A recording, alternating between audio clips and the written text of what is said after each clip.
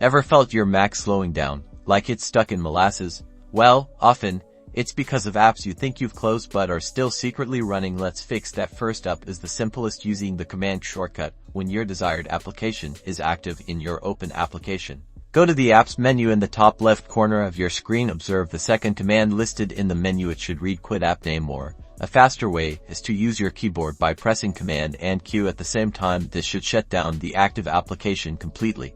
Next, we'll explore the dock. Identify the application icon you want to close and check to see if it has a dot beneath it. This dot signifies it's currently open. Right-click the application icon in the menu that appears. Go down to the Quit option and click on that. This will close the application for you. If these methods don't work, it's time for Activity Monitor, a powerful tool to manage running processes. You can find this in your utility folder.